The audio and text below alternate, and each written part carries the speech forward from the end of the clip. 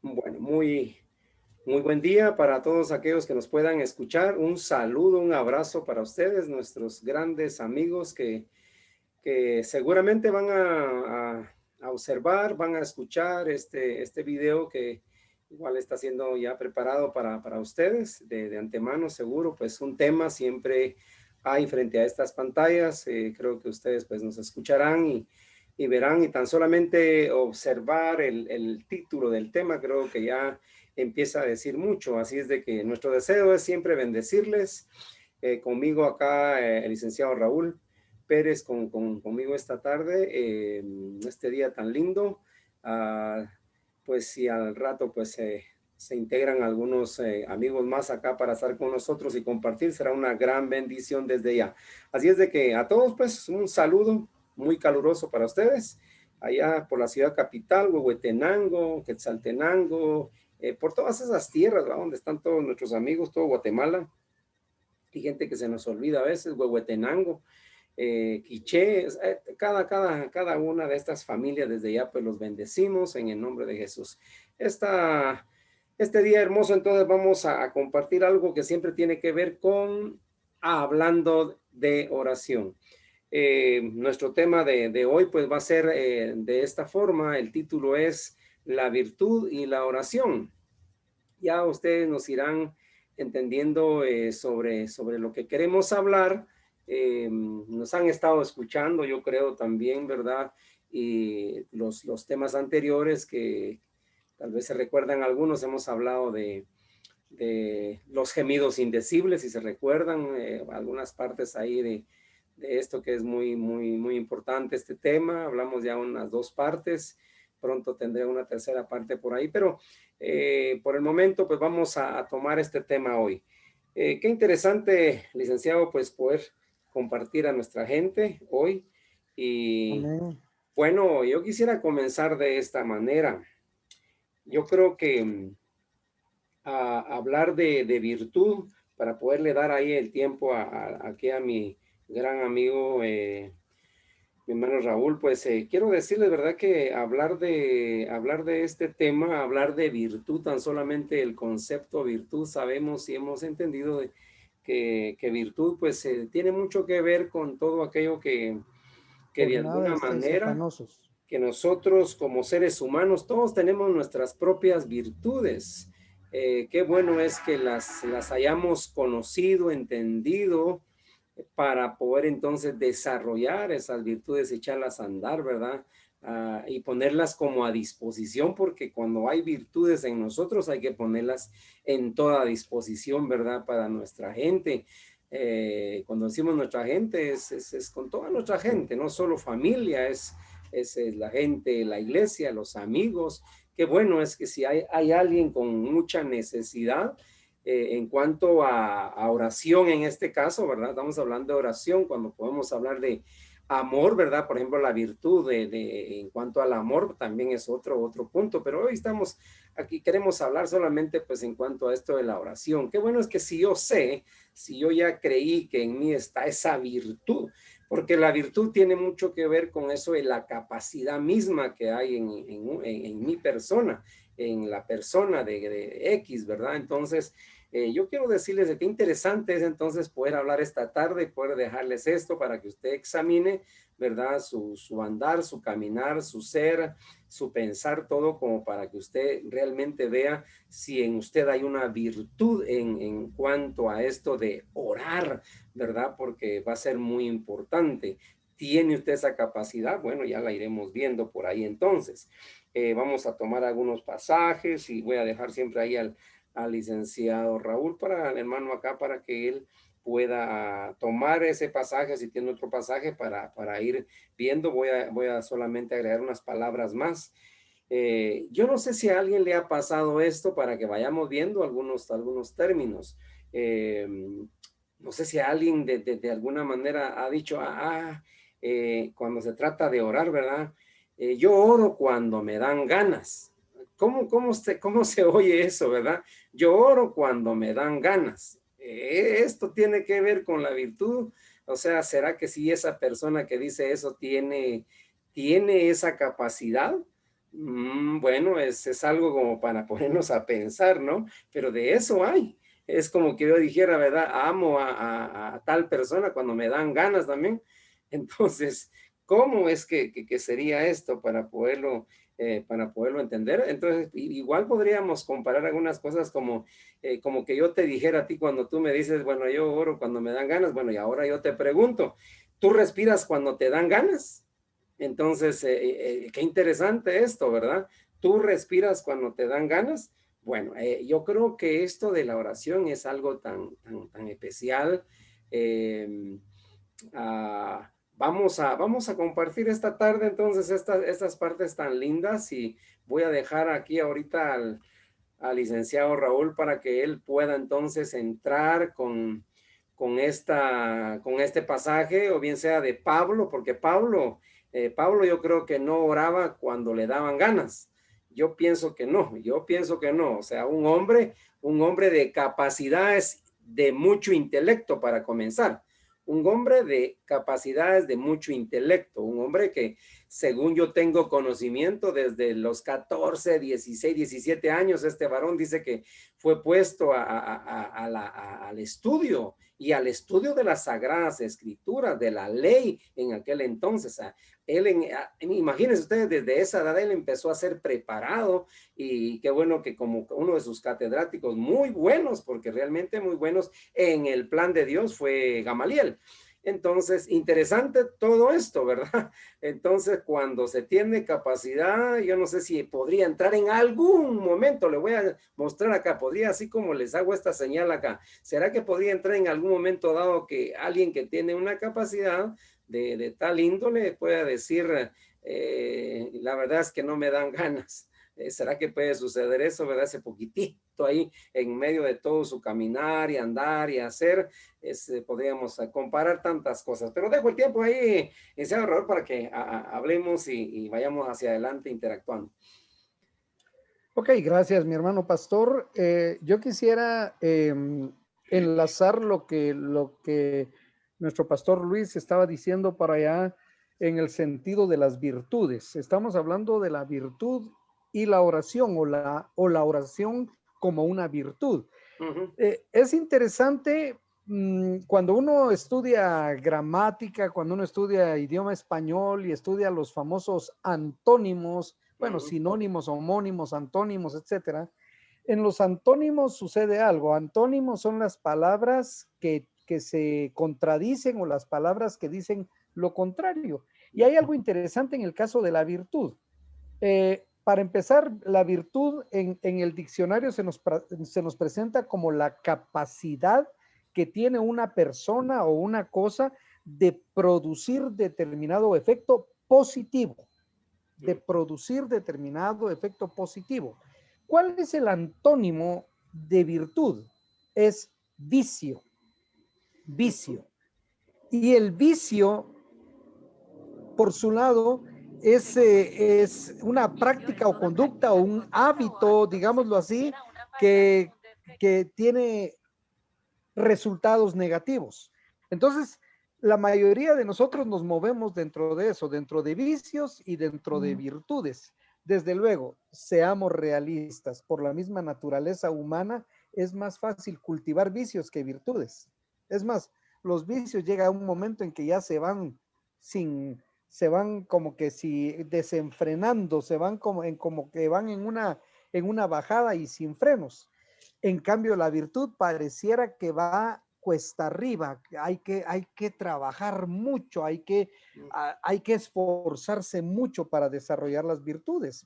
Y desde luego, entonces, ¿qué podemos sacar de este primer punto? ¿La oración es un vicio o es una virtud? Que alguien dijera, fíjese que yo tengo un vicio que no me lo he podido quitar. ¿Y cuál es? Es la oración. Bueno, eso no es un vicio. No es un vicio porque la virtud produce algo positivo y la oración produce algo positivo. Desde luego, la oración negativa sería una oración que ande uno pidiendo solo el mal para los demás. Eso ya no sería oración, o por lo menos no sería con Dios con el que uno estuviera hablando. Pero entonces ahora hablemos de dos personajes de la Biblia que son íconos en relación a la oración. Y el primero de ellos, por supuesto, y muy lejos allá arriba, es Jesús. La pregunta que siempre nos hacemos, y creo que en alguna otra reunión de estas hace algún tiempo lo decíamos, bueno, llegó un momento en que hubo doctrinas, es precisamente doctrinas contra las que escribió Pablo ahí en Colosenses, que venían los gnósticos, los docetistas y otras personas que ya empezaban dentro de la iglesia a decir que no había tenido una naturaleza humana. Él había venido como Dios y casi como que hubiera sido un holograma aquí, de manera entonces que Jesús no sintió dolor, no sintió hambre, no sintió sed. Eso por supuesto que Pablo lo desvirtúa a través de sus cartas y declara que Jesús vino aquí como hombre, como ser humano, es decir, pasó por todas las etapas que nosotros como seres humanos pasamos, desde el nacimiento, niñez, infancia, adolescencia, juventud, y él pasó por todos estas etapas. Pero ¿por qué estoy diciendo esto? Estoy diciendo esto porque Jesús, siendo hijo de Dios, siendo Dios mismo, oraba. Y cualquiera diría, bueno, Jesús no tiene ni necesidad de orar si Él es Dios. Bueno, pero es que su parte humana, porque Jesús era completamente humano y completamente divino. Y la parte completamente humana necesitaba de Dios el Padre. Quiero concluir este primer comentario diciendo esto. Después podemos hablar de Pablo, pero ahorita quiero terminar este primer comentario diciendo esto. La Biblia nos enseña que Jesús se apartaba, se iba a lugares, incluso en Marcos se nos dice que en una ocasión, una madrugada, siendo aún muy temprano, dice, no había salido el sol y Jesús estaba orando. Ahora, lo dijimos y lo volvemos a repetir. Cuando los discípulos se acercaron a Jesús, como que tal vez se pusieron de acuerdo ahí y entre unos y otros, si usáramos el lenguaje chapín, diríamos, mucha, ¿por qué no le hablamos al maestro para que nos enseñe tal o cual cosa? ¿Ah? Cuando ellos se acercaron a Jesús para pedirle enseñanza de algo, no le dijeron, Jesús, enséñanos a sanar enfermos. Jesús, enséñanos a echar demonios, a echar fuera demonios. Jesús, enséñanos a calmar las aguas, la tempestad. No. Lo que los discípulos le dijeron a Jesús es, Señor, enséñanos a orar. No cabe duda que ellos que vivieron con Jesús estos 3 años se dieron cuenta, miren, alguna clave debe haber para que pase lo que pasa con Jesús. Y seguramente concluyeron que una de esas claves era la oración, la vida de oración de Jesús. Y por eso viene y le dice, Señor, enséñanos a orar.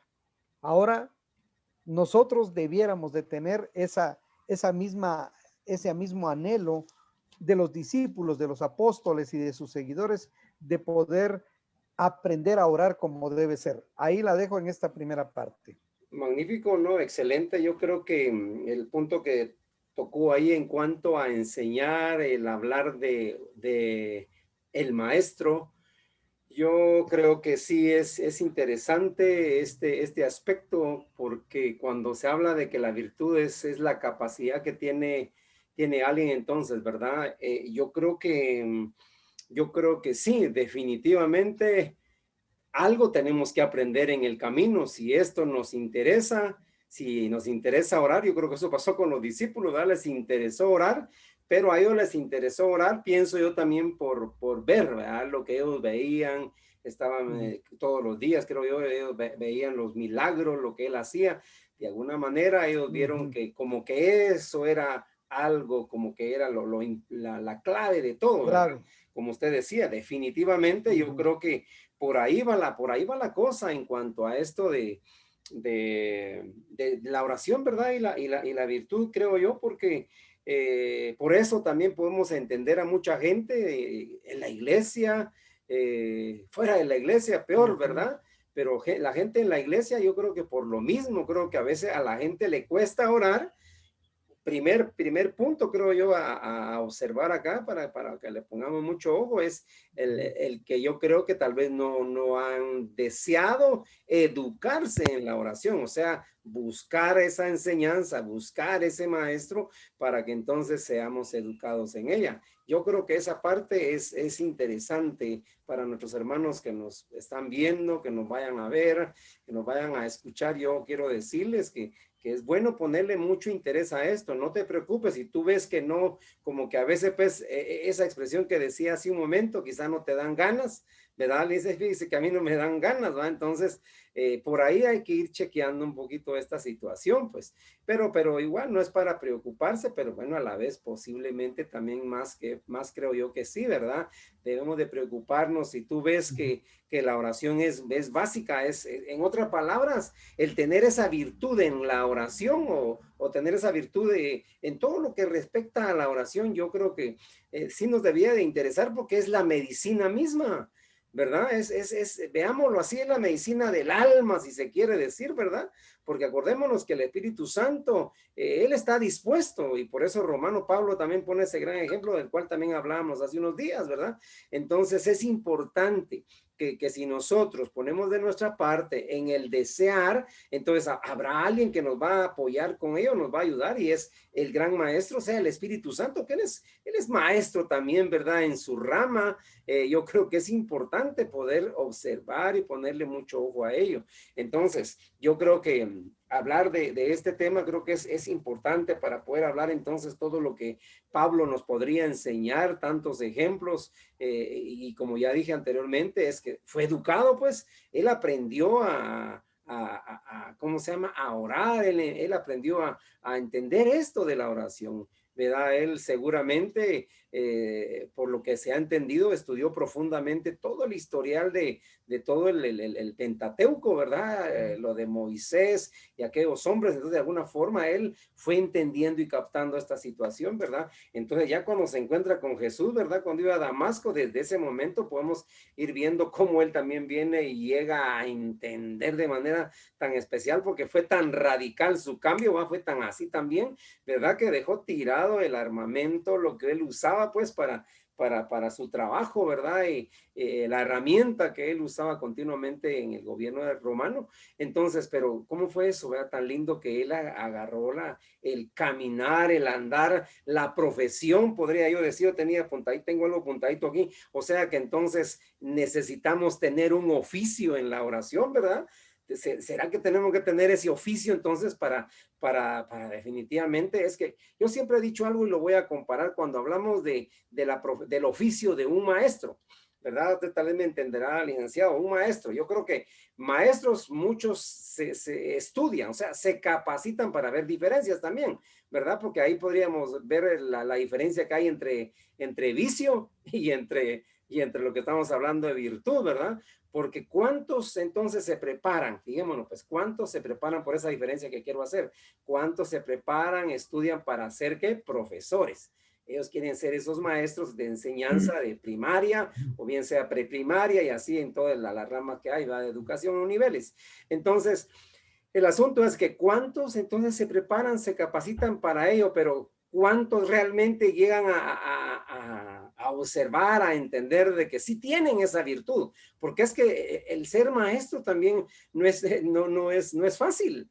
Es que el maestro, no sé, cuando uno ve a un maestro de aquellos maestros que de veras se les ve un amor, una entrega a su docencia, a su gente, a lo que ha aprendido. Y estoy seguro que hay muchos que de plano tienen su título colgado en la casa, pero nada que ver con esa virtud, pues. Entonces, solo se prepararon por una necesidad, podría yo decir. Se prepararon por una necesidad, con todo el perdón, ¿verdad? De aquellos que definitivamente sí se desvelaron, corrieron, todo lo que definitivamente el proceso que vivieron, que no fue fácil, ¿verdad? Esa preparación, pero la necesidad nos hace a veces profesionalizarnos en algo, ¿verdad? Prepararnos en algo, capacitarnos en algo, pero realmente la virtud se marca en su momento, se da a conocer en su momento. Esto es algo que me llama a mí mucho la atención en cuanto a lo que estamos hablando de la oración, ¿sí? Entonces yo creo que Pablo